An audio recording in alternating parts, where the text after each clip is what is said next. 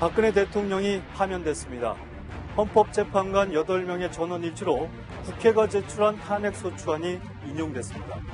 헌정사상 처음으로 대통령직을 끝까지 마치지 못하는 대통령이 됐습니다. 오늘의 뉴스탑10 1위로 꼽았습니다. 피청구인의 법 위배 행위가 헌법 질서에 미치는 부정적 영향과 파급 효과가 중대하므로 피청구인을 파면함으로써 얻는 헌법 수호의 이익이 압도적으로 크다고 할 것입니다. 이에 재판관 전원의 일치된 의견으로 주문을 선고합니다. 피청구인 대통령 박근혜를 파면한다. 네, 오늘 이 자리에는 이시윤 전 헌법재판소 재판관이 함께 나와 있습니다. 어서 오십시오.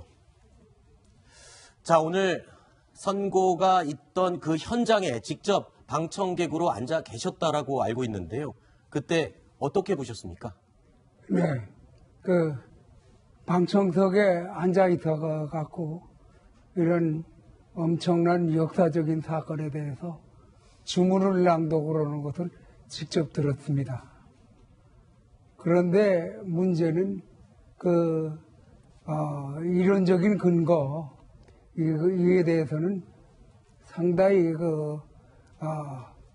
견해를 좀 헌법재판소의 입장하고는 견해를 달리하는 그런 나의 그 입장에서는 견해를 좀 달리하는 그런 면이 있습니다.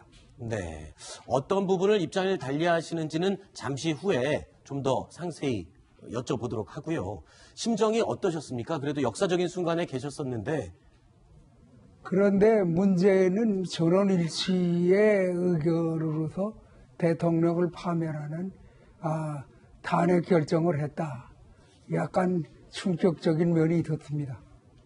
소수 의견이 나오리라고 예상을 했는데 예상 밖에 소수 의견이 없었다고 하는 것에 약간의 충격을 느꼈습니다. 그러셨군요.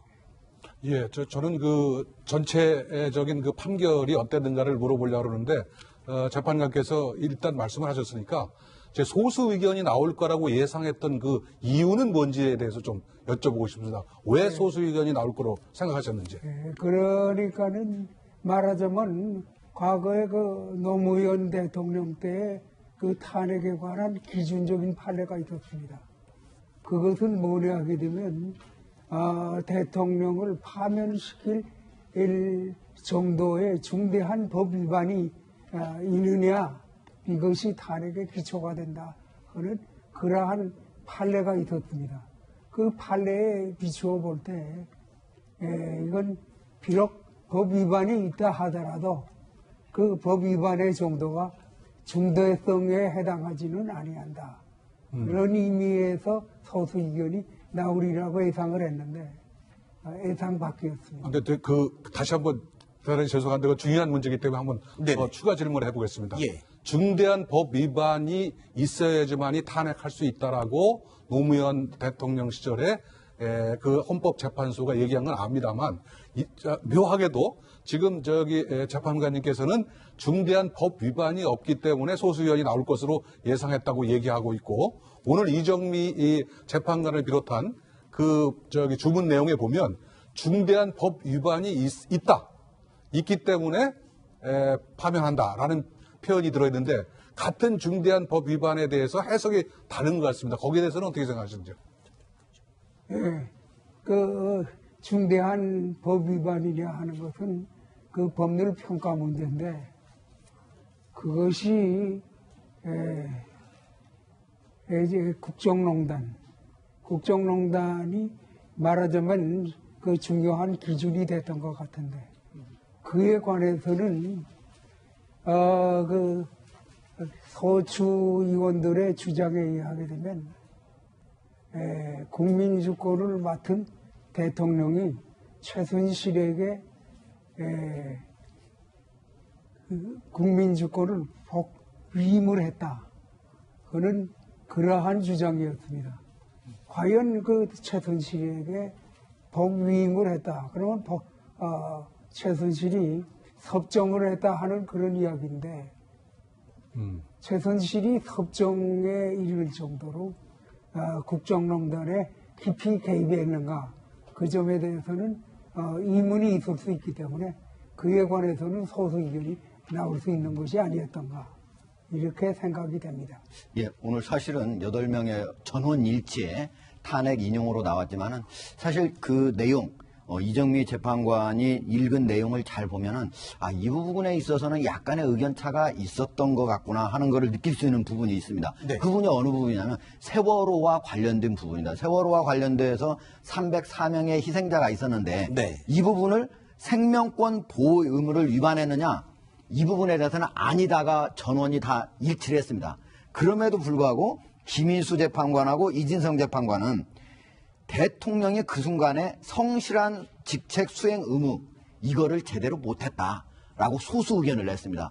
그럼에도 불구하고 다수는 뭐라고 했느냐 이 성실한 직책 수행이라고 하는 것이 추상적이고 상대적이다. 네. 그래서 그걸 가지고 대통령의 탄핵 사유로 삼을 수 없다. 이렇게 얘기했어요. 그렇기 때문에 세월호 부분이 탄핵 사유 안에 들어가지 못하게 된 겁니다. 네.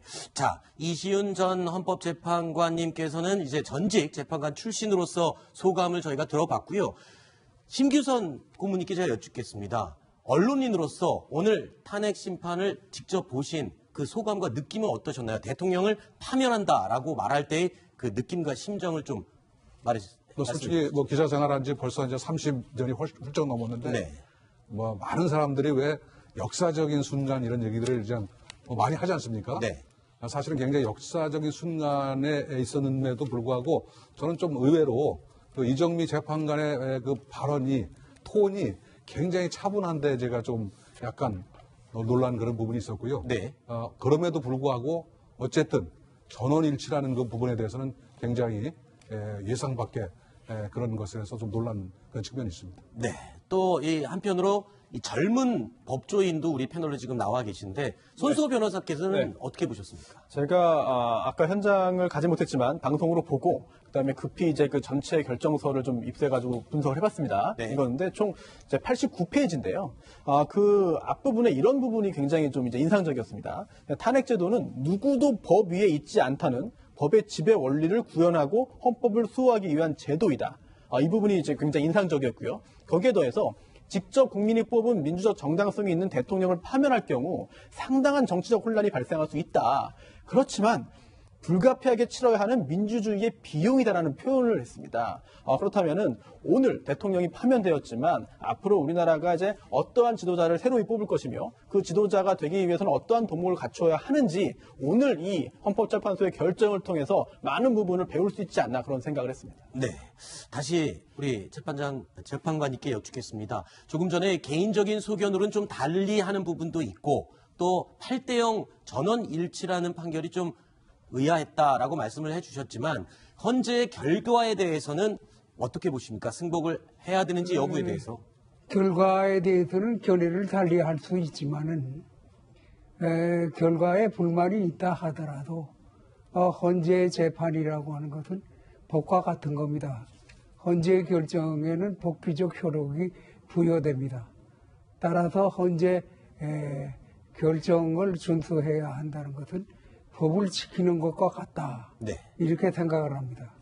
그리고 비록 악법이라 하더라도 법은 지켜야 된다 하는 일찍이 소크라테스가 갈파한 바가 있습니다.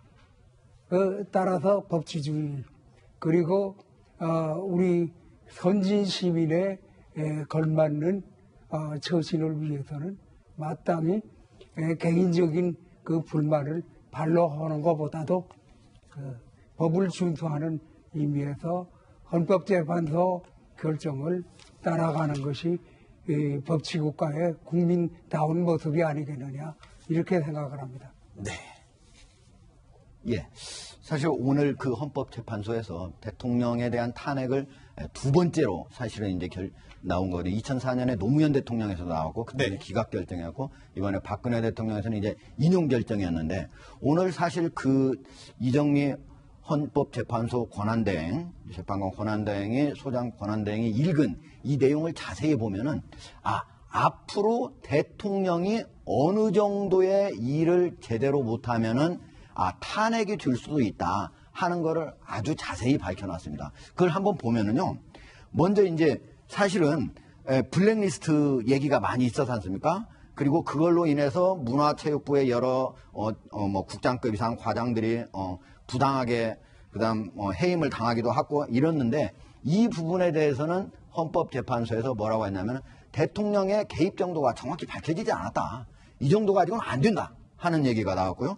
그다음에 세계일보 사장에 대한 임명 관련 이 부분도 정확히 어떤 개입을 어떻게 했는지 대통령이 이 부분은 안 나왔다. 그러니까 이런 식으로 의혹만 가지고 정확히 나오지 않은 것은 안 된다는 겁니다. 그리고 바로 아까도 설명을 했지만 세월호 그 관련해 가지고 당시에 사실은 큰 사고였지만 그리고 304명이 숨지는 사고였지만 대통령이 설령 오후 늦게 나와가지고 제대로 그걸 못 챙겼다고 할지라도 그 부분을 가지고 바로 생명권 보호 위반자 이렇게 보기는 어렵다는 겁니다. 네. 그래서 어떤 부분이 있느냐면 그러면 앞으로 대통령을 뽑았을 때 무능하거나 제대로 성실하게 일을 안 했을 때는 과연 탄핵이 될 수 있느냐 이 부분에 있어서 지금 헌법재판소는 그런 거는 할 수 없다. 즉 네. 대통령을 잘 뽑아야 된다는 겁니다. 네. 무능하거나 성실하게 안 하는 사람을 뽑더라도 이거는 안 된다는 거를 얘기한 겁니다.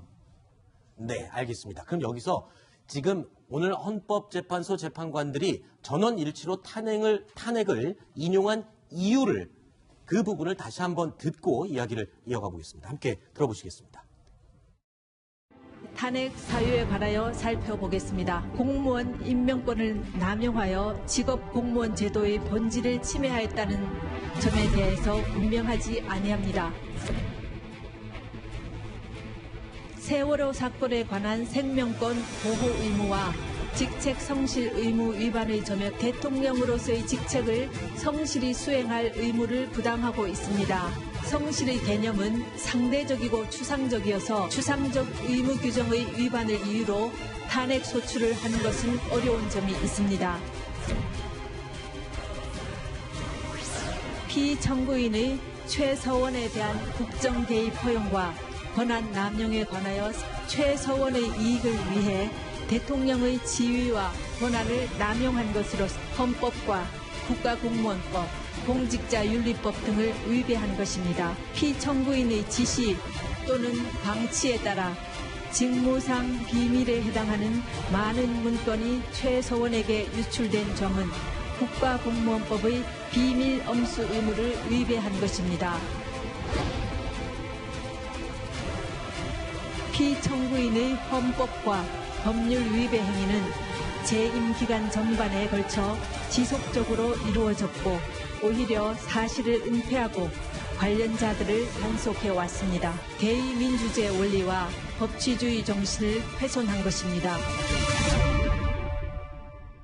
예. 자, 박근혜 대통령의 탄핵 소추 사유에 대해서 집중적으로 좀 이야기를 해볼 텐데요. 얘기를 들어보면 최순실 국정농단 사태가 가장 주된 이유였던 걸로 보입니다. 정리를 한번 해주실까요? 예, 알겠습니다. 여러 가지 사유로 탄핵 소추가 됐는데요. 의결이 됐는데요. 애초에 그 문체부 공직자에 대한 인사 조치가 있었다. 이것이 탄핵 사유다라고 국회 측 소추위원은 주장했습니다만, 이거는 이게 대통령이 권한 남용한 것이라고 본 것이죠. 그러나 헌법재판소는 그렇지 않다라고 보았습니다. 그리고 또한 세계일보의 그런 그 인사에도 관여했다. 이게 언론 자유 침해다라고 했습니다만, 이거 역시 그렇게 볼 증거가 없다고 봤고요. 또한 마지막으로 논란의 세월호 7시간 국정 공백 관련해서 대통령이 제대로 조치하지 않았다. 성실하게 직무를 수행하지 않았다. 이것이 생명권 보호 의무를 위반한 것이다라고 소추위원들이 주장했습니다만, 직무의 성실성은 굉장히 추상적인 것이며 헌법재판소가 탄핵 심판에서 판단할 수 있는 것이 아니다라고 해서 지금 말씀드린 세 가지는 탄핵 사유로 인정하지 않았습니다. 그렇군요. 그런데 내용 보면 관저나 해경의 특공대 지시 이 부분에 대해서는 문제가 있다. 어떤 부분이 뭐가 문제가 되는 겁니까? 예, 오늘 헌재 결정문이 모두 89쪽에 걸쳐 작성이 되어 있는데요. 그중에서도 보충 의견, 김희수, 이진성 두 명의 재판관이 보충 의견을 냈습니다. 이 분량만 A4 용지 6장 분량인데요. 그중에서 박근혜 대통령 쪽에서 세월호 관련해서 정상적으로 관저에서 근무를 했다. 그리고 구체적으로 제대로 구조 지시를 했다. 이런 두 가지 사유를 내세워서 세월호 참사와 관련돼서 대통령의 책임이 없다. 이렇게 주장해 왔는데요. 오늘 그 2명의 재판관은 보충 의견을 통해서 이 점에 이런 주장에 문제가 있었다라는 점을 분명하게 지적을 했습니다. 첫 번째로 당시 김장수 국가안보실장이 대통령에게 TV를 보면서 상황을 좀 파악하시라라고 10시 15분경에 진술을 보고를 했는데도 대통령이 이런 거를 보지 않은 것으로 추정되는 그런 설명이 있습니다. 11시 10분부터는 청와대 상황실에서 현장 중계가 되고 있었는데도 불구하고 대통령이 관저에 머물러 있었기 때문에 이런 위급한 상황을 알지 못했다. KBS에서 10시 37분경 희망 낙관적인 보도를 했지만 이걸 믿지 않더라도 화면만 보고 있었어도 알 수 있었다라는 게 헌재의 판단입니다. 구체적인 지시 역시 마찬가지입니다. 해경에다가 지시를 했다, 해경청장과 통화를 했다라고 대통령 쪽에서는 주장을 했지만 이런 통화 내용도 확인이 되지 않을 뿐더러 구체성이 결여되어 있다라는 점을 강하게 질책했습니다. 네. 그러니까 이제 전체적으로는 이것이 상대적인 개념이고 성실성이라고 측정하기가 어렵지 않습니까? 네. 그래서 이거는 탄핵의 사유는 안 된다고 봤지만 이 두 분, 즉 다시 말하면 김희수 재판관하고 이진성 재판관은 이것도 들어갈 수 있다라고 이제 본 거거든요. 근데 왜 그랬냐면요. 그 내용이 나옵니다. 만약에 앞으로 우리 미래의 대통령들이 국가 위기 상황에서 직무를 불성실하게 수행하여도 무방하다는 그런 그릇된 인식이 우리의 유산으로 남겨진다면 어떡하겠느냐. 네. 그렇기 때문에 나는 이게 탄핵 사유가 된다고 본다고 그렇게 얘기를 하고 있습니다. 네. 그 점에 그래서- 대해서는 네네. 내가 조금 보충 설명을 하겠는데 네네. 그 헌법재판소가 그 생명권 세월호 침몰에 의한 생명권 침해에 관해서 여기에 다수 의견이 부정적인 그러한 의견을 표시한 것은 매우 타당하다고 생각합니다. 선박의 대통령은 누구냐? 선박의 대통령은 정치의 대통령이 아닌 선장입니다. 그 선박에서 정치 대통령이 개입을 한다고 하는 것은 선박에서의 여러 가지 문제점이라고 한다든가 책임 문제, 그거는 책임의 소재를 근본적으로 제대로 파악하지 못한 그런 것인데, 예컨대 과거에 어떤 일이 일어나게 되면 갑신정변 때 김옥균이 3일 전하에서 실패해갖고 인천항을 통해 가지고서 일본의 망명을 시도를 한 바가 있었습니다. 네. 그때 그 일본 대사 일본 공사가 이 사람을 왜 태우느냐, 이렇게 이 사람은 하선을 시켜라. 네. 여기에 대해서 선장이 나서 가지고 선박에서는 내가 지배자다. 네. 내가 주인이다. 정치나 외교 문제에 있어서는 당신이 주인이지만 선박 안에서는 내가 지배하는 나의 세계다. 그래서 나의 의사나 나의 명령을 따라야 된다 해서 일본 공사의 요구를 물리친 그런 일이 있습니다. 네. 그런 것에 비추어서 그 선박사고 문제를 대통령까지 책임을 추궁한다고 하는 것은 이건 법률적으로는 있을 수 없는, 만일에 대통령이 그 세월호에 헬리콥터를 타고 현장에 출동이 됐다 하더라도 그 침몰하는 이 세월호를 침몰을 막을 수 있는 그런 상황이 아니었다고 하는 점에서 적어도 법적으로 봐서는 상당 인과관계가 생명권 침해와 대통령의 부주의, 이거는 상당 인과관계가 있다고 알겠습니다. 할 수 없는 그러한 측면이 있습니다. 알겠습니다. 자, 재판관님 거기까지 얘기를 듣고요. 또 이야기를 계속 또 한번 보겠습니다. 예, 지금 이시윤 재판관님 말씀 잘 들었고요. 또 이제 생명권 보호 의무의 위반 여부에 대해서 결정서 53페이지에 있습니다. 그래서 지금 말씀하신 대로 곧바로 그 대통령이 생명권 보호 의무를 위반하였다고 인정하기는 어렵다라고 하고 있는데요. 그 앞부분을 그냥 지나칠 수 없습니다. 무엇이냐면 세월호 참사로 많은 국민이 사망하였고 그에 대한 피청구인, 즉 박근혜 전 대통령의 대응 조치에 미흡하고 부적절한 면이 있었다고 하여 있었더라도 곧바로 생명권 보호 의무 위반은 아니다라고 한 것이기 때문에 부적절한 대응 또한 조치가 미흡하였다는 점은 헌법재판소도 인정했다는 점 반드시 말씀드리고 싶습니다. 알겠습니다. 그리고 또 국정농단 사건 부분에 대해서는 대부분이 지금 인용이 되고 인정이 된 걸로 알고 있는데요. 그 내용을 한번 설명을 해주실까요? 네. 이번에 대통령이 파면되었는데요. 파면의 그런 사유, 탄핵소추 사유로 인정된 것이 굉장히 많이 있습니다. 그 중에 몇 가지만 좀 골라서 말씀을 드리겠는데요. 최순실 국정농단을 결국은 허용하였다, 이제 묵인하였다라는 점. 또한 문건이 최순실 씨에게 유출되도록 지시하고 묵인하였다. 그리고 안종범 당시 수석을 통하여 사익을 추구하고 또한 재단을 설립하였다라는 점이 권한 남용으로 인정되었고요. 또한 최순실이 추천한 공직자를 인선하였다라는 점도 헌법재판소는 인정을 했습니다.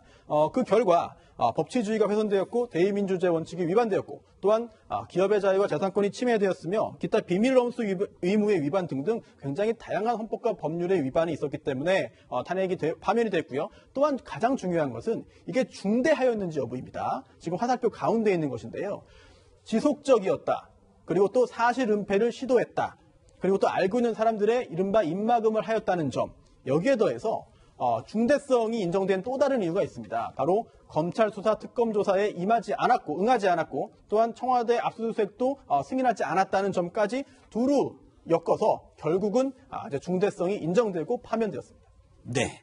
자, 그리고요. 오늘 이정미 권한대행은 박근혜 전 대통령이 헌법 수호의 의지가 보이지 않는다라는 점을 강력하게 지적을 했습니다. 그 내용 함께 들어보시겠습니다. 피청구인은 대국민 담화에서 진상규명에 최대한 협조하겠다고 했으나 정작 검찰과 특별검사의 조사에 응하지 않았고 청와대에 대한 압수수색도 거부하였습니다. 이 사건 소추와 관련한 피청구인의 일련의 언행을 보면 법 위배 행위가 반복되지 않도록 하여야 할 헌법 수호 의지가 드러나지 않습니다.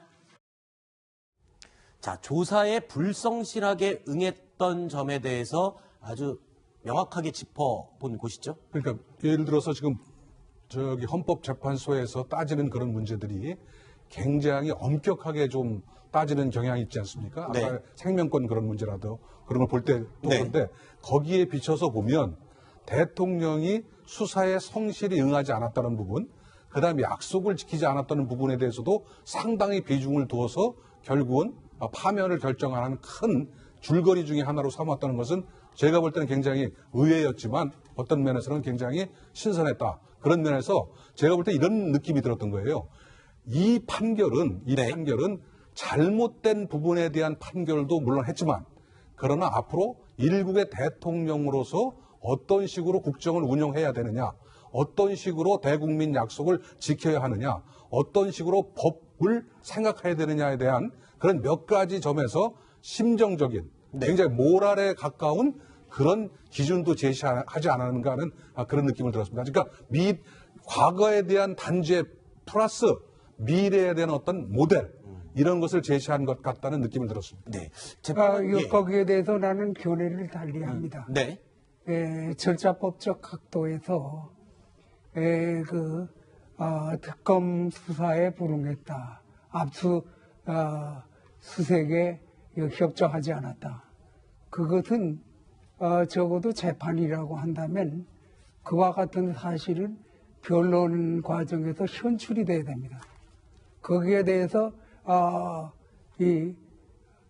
대통령 측이 그러한 문제가 재판에서 논점이 된다고 하게 되면 방어할 수 있는 어째서 불응했느냐 방어할 수 있는 기회를 주어 놓고 그리고서 이게 판단을 해야지 일방적으로 신문 보도라고 한다든가 풍문이라고 한다든가 이것에 기초해서 재판을 한다고 하는 것은 변론주의 원칙에 배치된다고 봅니다. 네. 그런 점에서 이번 탄핵 심판에 있어서 그건 하나의 큰 문제점으로 절차법적 각도에서 큰 문제점으로 부각될 수 있는 것이 아니냐 하는 겁니다. 알겠습니다. 예.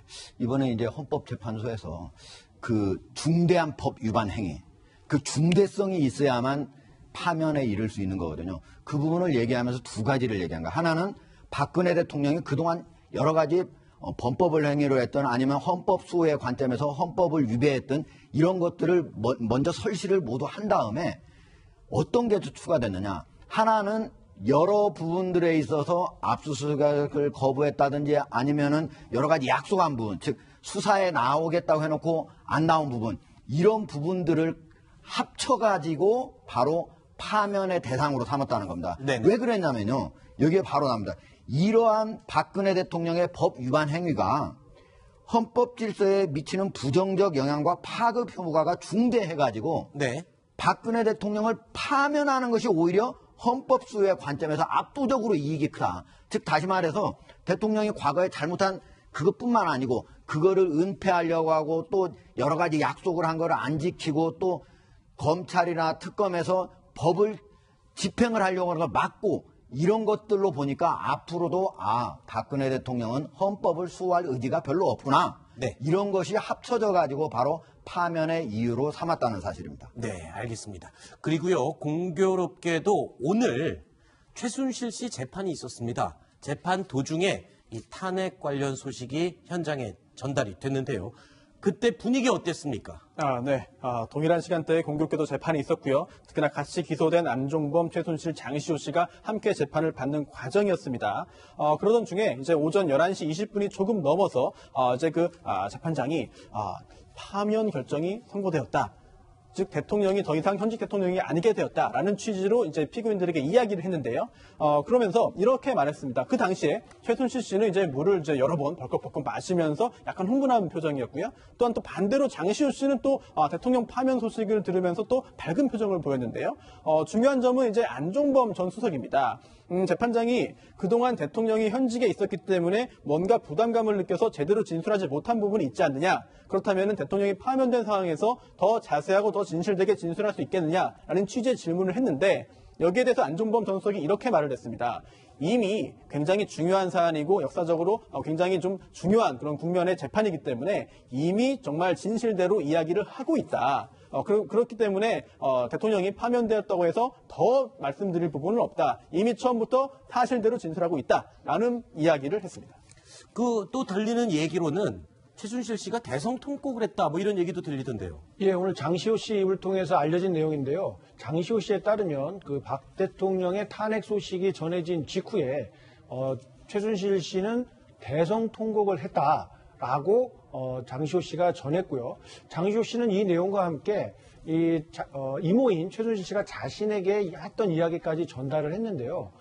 지난번 재판 때 조카인 장시호 씨를 본 최순실 씨가 더 이상 검찰에 협조하지 않았으면 한다. 이런 이야기를 했다라는 사실상 검찰에 더 이상 말을 좀 하지 않았으면 좋겠다라는 의사를 전달한 것인데 이런 내용까지 장시호 씨가 모두 공개를 했기 때문에 앞으로 이모와 조카 사이는 더 이상 회복되기 좀 어려운 것 아닌가 이런 분석이 나오고 있습니다.